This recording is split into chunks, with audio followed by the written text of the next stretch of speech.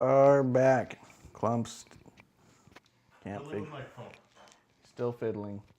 Clump can't figure it out. That is not your guys' fault. That's on him. Yeah, that's fair. We'll give it a minute to let a few people come back in real quick.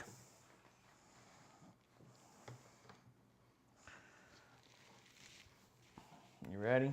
Yep. All right. SmackDown Live, Superstar Shakeup Edition. Who knows what it means? It could mean anything. The second night, at the very least, they were a little bit better about that. Yeah, they were. They were a tiny bit better. Still annoyed. They don't have to sound dumb. That's the bit that gets me. So it opened up with the KO show.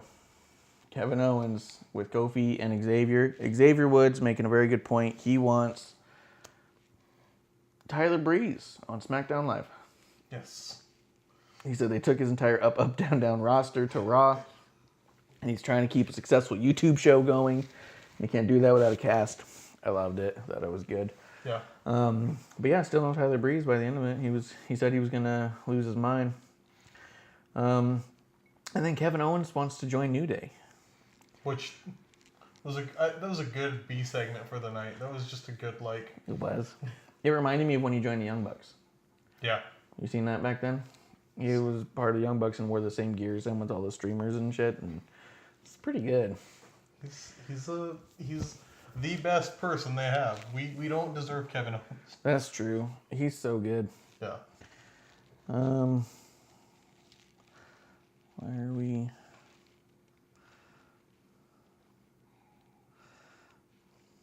Let's see. A little low on viewers again. So. What he did, and I mean, crowd service, intro promo in French. Oh yeah. It was really good. So then he wants to join. He wants to be Big O. Which is a local joke. Is it? It's a reference to the Olympic Stadium in Montreal, which is like a local joke there, because they call it the Big O? The Big O, but it's also not utilized very well. Really? Currently the Major League Soccer team for Montreal is the only users of it because the Expos no longer exist. And the Montreal Ale, the CFL team. Yeah. Very little. But it's not going otherwise. That's really funny. It makes sense too that he was like, I want to be the Big K, and then goes, no, the Big O, it's funnier. I want to be the Big O, it's funnier. Really good. I was okay with all that. It was really fun. I think it keeps Kevin Owens on that yes. face adventure he's clearly on. Something to note as well, I was kind of expecting Sammy to show up on the show, and he did not show up. I was expecting Sammy or KO to be that mystery person on either show. Yeah. But it's fine. I'm cool with Kevin Owens in any spot. He is, or any role, because unlike, we just talked about Seth Rollins, Kevin Owens can be a fantastic face. He can be a fantastic heel. Yeah, he's good. Yeah. There's no going wrong with him. Speaking of no going wrong, we got Finn Balor came out versus Ali. Finn won. They both looked incredible. Mm-hmm. Man, I think I really am ready for a Finn Balor heel. I think it's so hard to it's hard to boo him, but can't he be a heelish face? Or give him an edge and have him start talking some mean shit to people? Can we just do the thing that we want? We have Finn and the club. Yeah. And AJ Styles, and just have them be doesn't be the club, just be the club. Be the club. We want you to be that. We want that team together because it's. Yeah, I think that maybe it's too easy to write. That I think that's why they won't. I think it's because everyone wants it, yeah, and it does write itself, yeah. But I think that's part of the problem. Is I think they're like, why would we do something so obvious? But fair. I want it anyways. Yeah. And they could even play like the point of the Bullet Club initially was to be Gaijin heels. Yeah. The outsider heels, and they did so well. They could be the outsider heels for WWE, even though now they've been there so long. They're all indie guys. Yeah. They all blew up in the ranks pretty quickly. Other than Finn Balor, none of them went to NXT.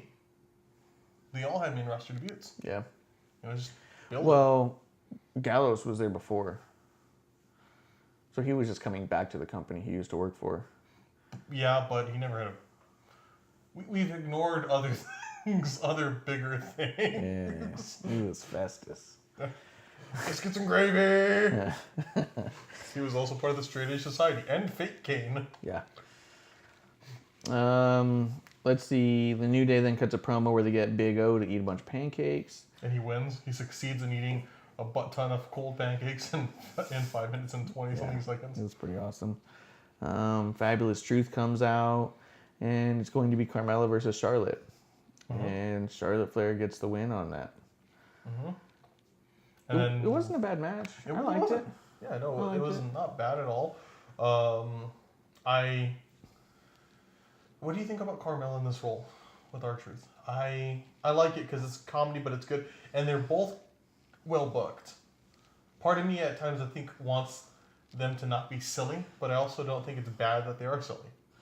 Yeah, I don't know that R-Truth has ever not been silly. Right? And he's made it work for this long. And he still comes off as a legitimate threat. Yeah. When he wins a match, no one's like, how is that possible? Every time he does stuff, everyone's like, damn, this dude's so good. He's like, I mean, and it always is so damn good. I want to be like my idol, John Cena. Yeah. Aren't you 7 years older than John Cena? Mm-hmm. And he really hits home with his humor, and he makes you believe with his wrestling. So it's hard to argue with it. Yeah. I do know what you mean. There's definitely times where I feel like, man, Carmella was like nearly main eventing SummerSlam with Becky and Charlotte and doing amazing as a champion. Yeah. And as a heel, and then now this is where we have her, and it's just, is it right? I mean, I don't know. I think that the whole SmackDown Women's Division is about to be very, very different. So It's hard to say. But Finn Balor showing up at the time was the first big one. That was the one thing that seemed like it was going to be a big deal. He was there. Everyone else, people who formerly were already on SmackDown, who just didn't move to Raw. Yeah. At this point, though, Lars Sullivan comes out. So now Lars Sullivan is the first person from the call-ups, from the free agents who showed up on both. I believe he ultimately became the only person to do that. And there's a period of time, if you look on their Instagram still, WWE lists Lars Sullivan as being Raw and SmackDown. But if you look on their website of who moved where, he's only listed on SmackDown. Which, again, if Lars Sullivan comes out and he beat up R-Truth and he really is the new Legend Killer, then you really could book to Randy Orton now. Yeah. I don't want him to be going on both shows, honestly. I don't want him on both shows now, but I think he'd be good on SmackDown.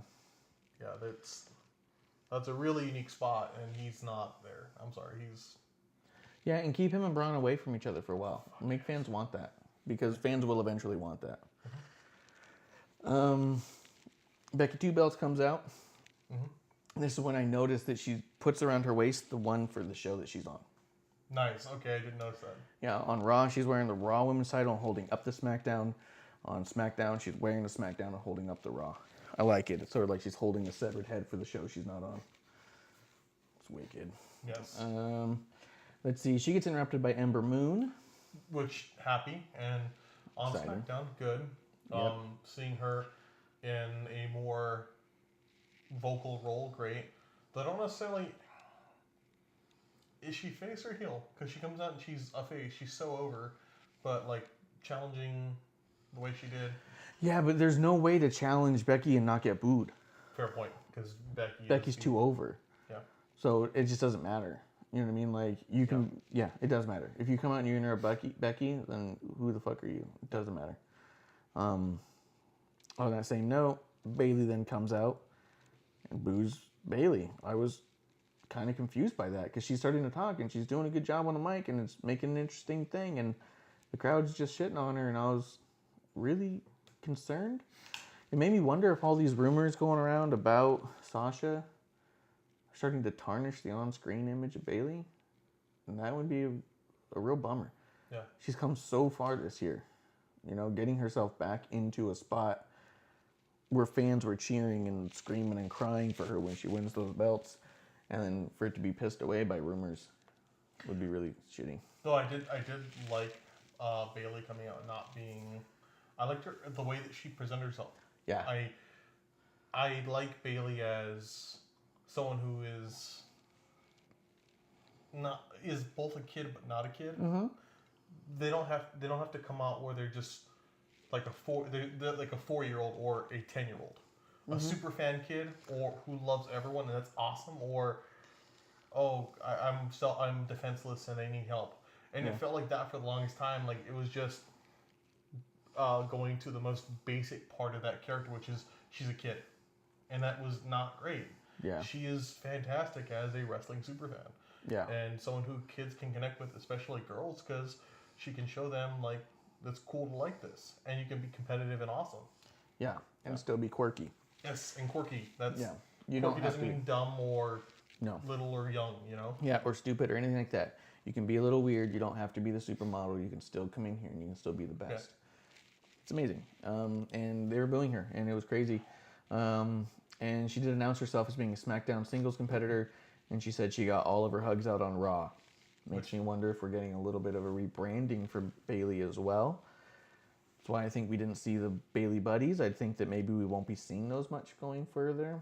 They may have run their course, which is a bummer, but probably needed. Yeah, they kind of got killed off at WrestleMania when half of them didn't come out. That was weird. Oh. We're tired. Yeah. We're doing this every week. Come on. Apart from that, I would say, let's see. If she went heel, I think it could be interesting as well. I've had enough. I'm fed up. Yeah. You know, the same person who wouldn't use the kendo stick, you know, challenging someone for matches like that could be cool. Really excited at the idea of Becky and Bayley as a rivalry in general. Yes. I think they would bring the best out of each other. Absolutely, I think Becky can help Bayley in a lot of ways, get her really over. Oh yeah. The Iconics come out, and the crowd goes nuts for them, and I'm like, what the fuck? It didn't make any sense to me. Yeah. And then there was even a moment where it actually looked to me like Bayley was legit upset. Like she kind of turned around and you see her go like, with the Iconics coming out.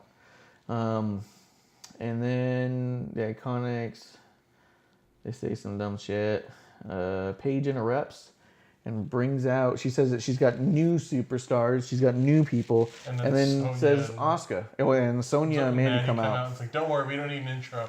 Yeah. Not you two. Yeah, and they said, people have been begging for Absolution to come back. That was funny. But then she says Asuka, and I was like, Asuka's not new. Like, you really build her like it was new. But she's teaming up with Kairi Sane.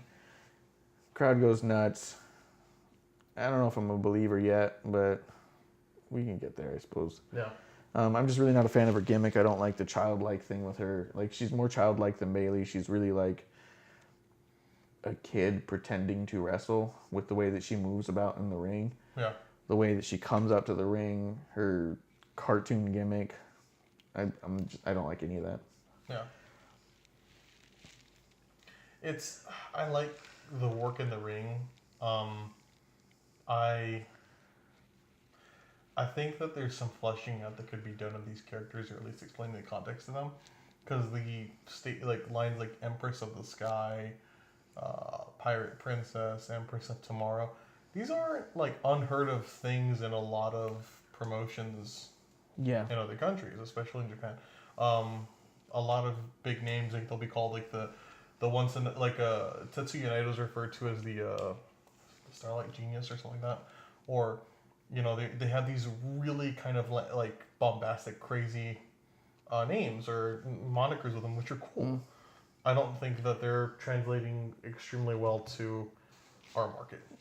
Yeah, I'm not sure I understand them half the time. Yeah, well. You know what I mean? Like what? Like I don't understand what it means to be a sky pirate. Yeah, no, like I don't know what that is. She attacks booties and in the sky. Oh yeah, where else? Like Cloud City stuff.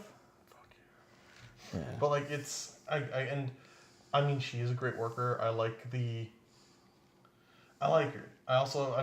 It is also kind of like quirky and silly to me, but also I can get where it does kind of diminish a lot of people who work. It seems to diminish people who work really, really hard and seem like so super focused. And it's like, oh, cool. You? Yeah. I mean, the Iconics are at least. Yeah. Yeah. Yeah. Not a fan. They repackaged her entirely. When they said she was coming out too, I was like, please, not that music. Please do something else. Yeah. I was really hoping for repackaging. I think if she was repackaged, I could get on board. And then suddenly it turns into a 4-on-4 tag match with the Iconics looking absolutely terrible throughout the entire match. And Kairi Sane getting the pin with an elbow.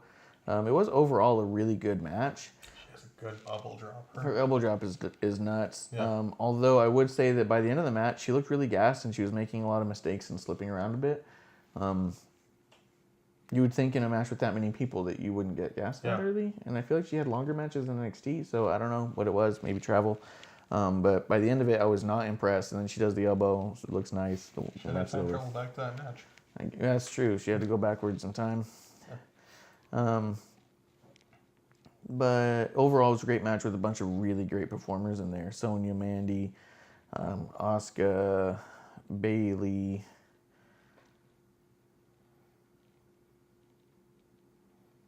I feel like that's it. Yeah.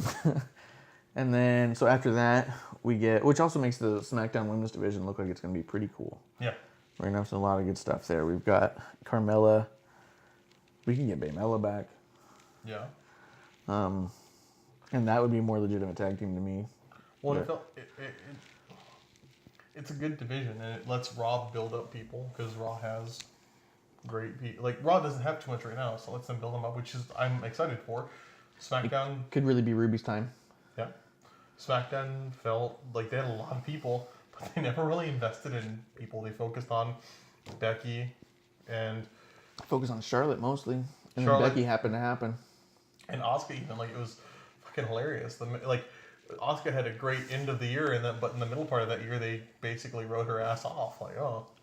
Well, it's just it. I think that it's been so focused around Charlotte for so long that Asuka was a because of Charlotte thing, and then a Becky was to help a Charlotte thing, and then Becky got so fucking big, they got a little stuck. They're like, how do we get around this to get to where we're trying to go?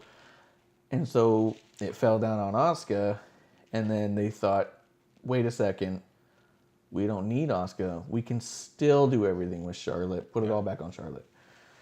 Which is just what it felt like from the outside looking in. I don't know what's going on backstage. Yeah.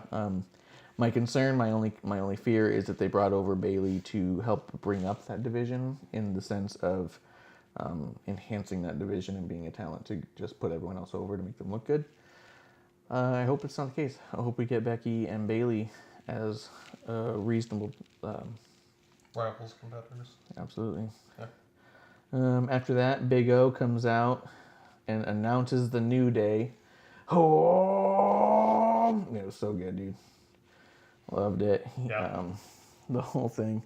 And they came out against Shinsuke, Rusev, and Cesaro. Which I initially, when they had that promo prior and Cesaro jumped in, I was like, wait, what happened to Sheamus? Is Sheamus did they switch Sheamus out? And I looked online all over the internet to see if Sheamus had switched brands, but no, evidently. They've made no comment on Sheamus. Yeah. So we don't know yet, really, honestly. I read he's injured, nursing an injury. You don't want him to avoid those things, especially with his injury being the same thing that took out Edge and Stone Cold. He may be on borrowed time, so... Which, that's sad. It's sad. I hope he's better. Yeah. But that's what I read. I don't know. But yeah, I thought the same thing. Is Sheamus and Cesaro split now too? Because they just split up the Boston Hug Connection. They split up Sanity. And then we found out later on they're going to split up the Riot Squad. Big O gets the stunner in the end with a pin over Rusev. Rusev did a classic Vince McMahon sell coming over the top of the shoulder and flat in front of him. Which I initially thought was like a mistake. I was like, what? Rusev? Come on, man. It was good. Not you too. Yeah, but that's a Vince. Yeah. Great teamwork by the New Day with Kevin Owens. I thought they were awesome together in tandem. Really good and surprising. They gelled really well.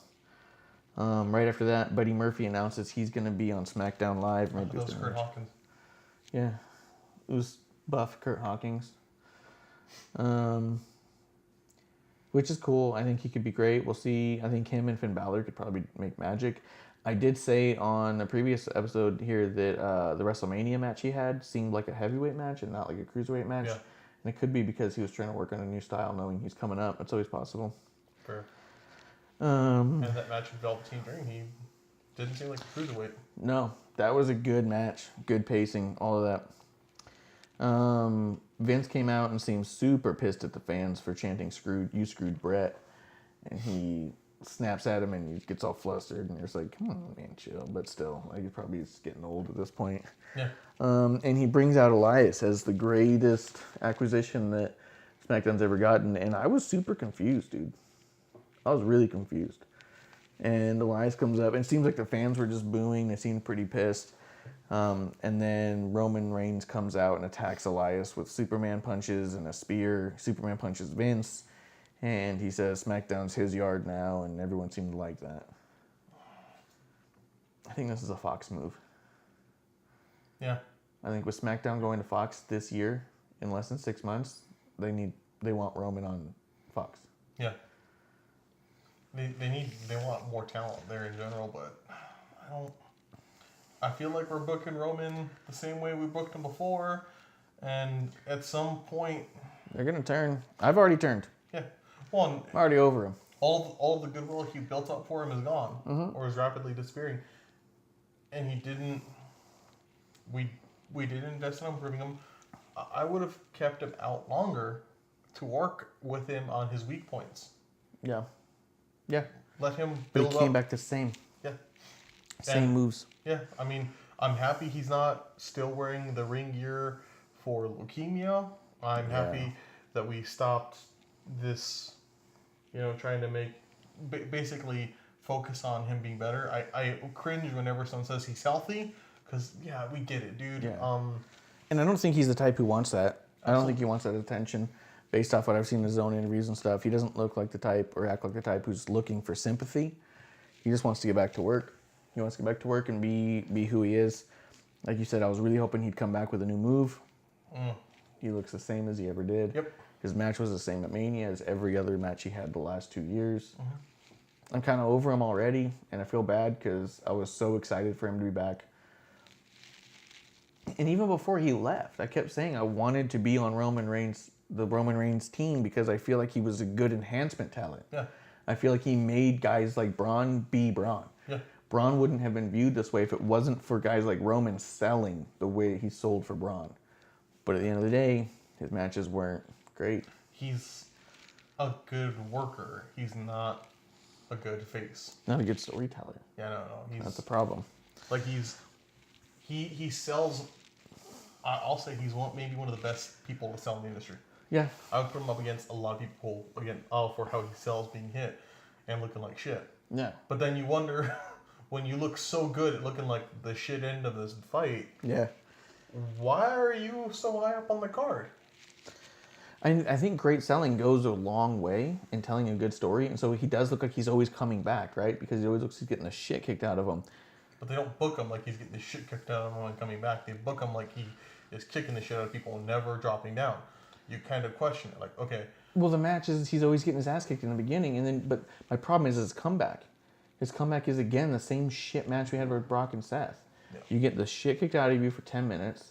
You look like you're barely alive, and all of a sudden you're like, Superman punch, Superman punch, Superman punch, spear, spear, spear, Superman punch, spear. The match is over. What? Yeah. Like it's not a good comeback. It's not a good story. It's 2 moves in repetition. You look like a video game glitching. Yeah. Like you're a video game with a cheat code. Exactly. No. Yeah. And My finisher's always charged. And he's occasionally done other moves that'll look cool. Like I love when he does a Samoa drop. He looks great. Yeah. One of the best known drops. And he's strong. He can lift Strowman. Let him. He needs to work on stuff. He needs more power moves. His power bomb.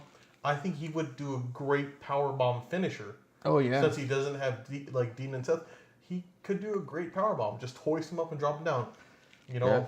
Be a great power move. But nope. Yeah, yeah. He had a crazy cool finisher when he was in NXT. I'm trying to remember what it was called.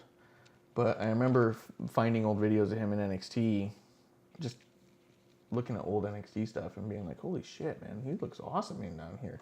His moveset was entirely different and so good. So I don't think it's not that he's capable. I think that he's, for whatever reason, not doing it, maybe not being told to, maybe you don't need to. Yeah. But I think it makes for bad storytelling when it just looks like you have a cheat code on your wrestling game. Absolutely. Yeah.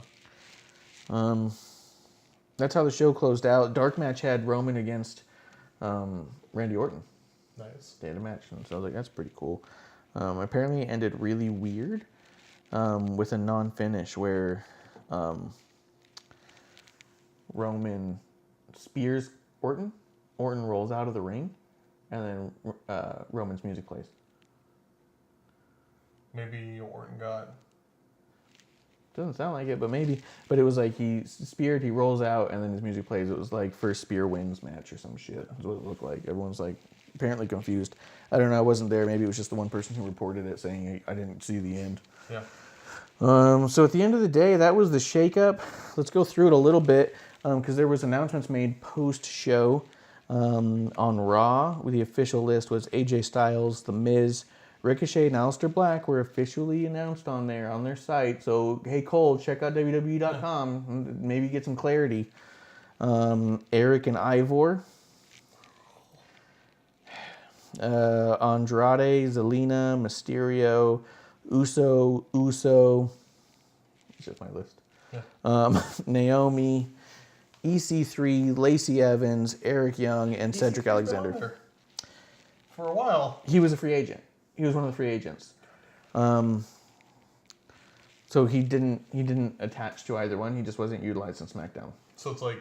He could have been there. He just wasn't. So it's almost like a combine for NXT. You get to just feel it out, see what you want, champ. Yeah, that's with those 6. Remember, they did that with Lacey, EC3, Heavy Machinery, Nikki Cross.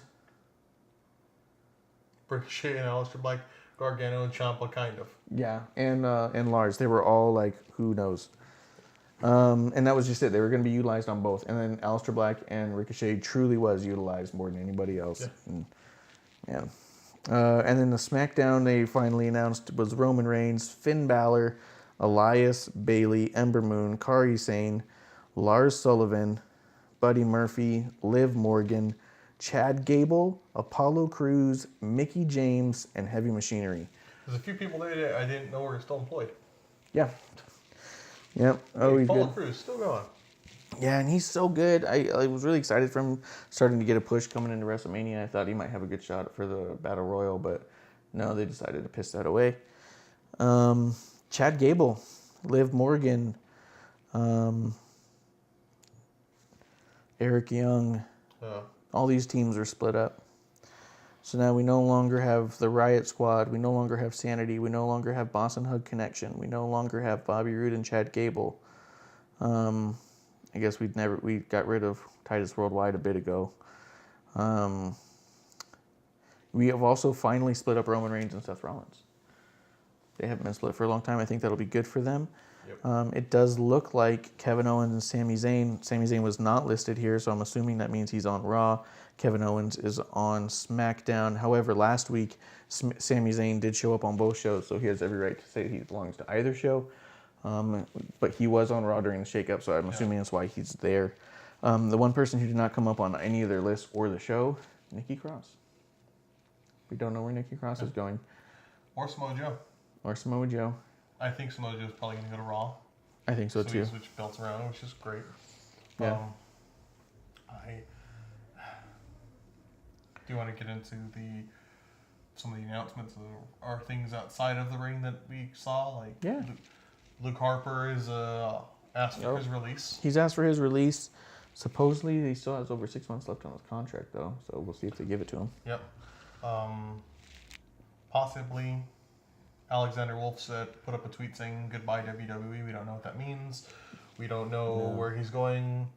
I read somewhere that WWE says he's still under contract, so more to come. Sad on both counts, really. Yeah. Just because people are down because they were both in really good positions. I really liked Alexander Wolf in Sanity. He was good. I liked it. He looked always like crazy. Oh, yeah. He was absolutely incredible. And he did look like an egg. Yeah, he looked great. I thought Sanity was one of the best factions that we'd seen in a long time, and it was just underutilized in the main roster. and now even more so underutilized. So who knows what they're going to end up doing with everybody. It was a good last run for Eric Young, because Eric Young's about 40. Well, no, he's in his late 30s. And he was doing so good as like this elder statesman for this weird, crazy group, you know? Oh, yeah, absolutely. I don't know what else you could do with him. Yeah, I don't know. I guess we'll see. Yeah, I don't know where you go from there with that. Luke Harper, I'm curious to see what happens with him. He is...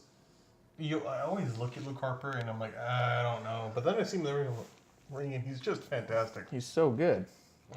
And I was really thinking that with Daniel Bryan and Eric Rowan being what they were, as much as Eric Rowan and Luke Harper together as a team has gotten a little played out, I still think that he could have meshed in that group well, and I think you could have thrown Sami Zayn in there as well. I think you would have had a pretty killer faction. I think that, and I'd be happy to see them where they're not like in some weird gimmick, because the Bludgeon Brothers, great team, but the outfits, I'm like, okay, this just takes me out of it, because it just feels like, what is this? Yeah, it felt really weird, and I actually felt like their matches were worse as the Bludgeon Brothers than they were at any other tag team variation of themselves. Yeah. Because they were just super restricted to being a scary powerhouse team. You guys only have 3 moves, and you're a force, you know? With a hammer that squeaked when you dropped it. Yeah. Squeak. Outside of it, AEW announced that they're signing Shima from Dragon Gate. And he evidently, there will be a match between him and Kenny Omega at the event after Double or Nothing, the Fight for the Fallen event in July. In July. Yeah, so that's Him and Kenny? him and Kenny.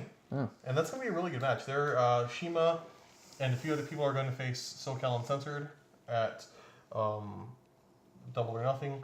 And this is just really cool. Shima's a really good performer. I looked up a little bit of his stuff. He's really important to the industry, especially in Japan. And in Being the Elite, when they announced that, they had this really neat, sweet announcement where they talked about how important he was to the Bucks. He was, they talked about how when they were coming up, he was one of the first people who really invested in them. Yeah. And booked them into shows in Japan, put them on the map, which is really cool. Did he run Dragon's Gate? I believe so. Because I remember them talking about that in an interview, and I was like, wait, that was the dude who was the main booker there. He is the main booker for the that organization they're working with from Japan or from China, Oriental Wrestling. Yeah.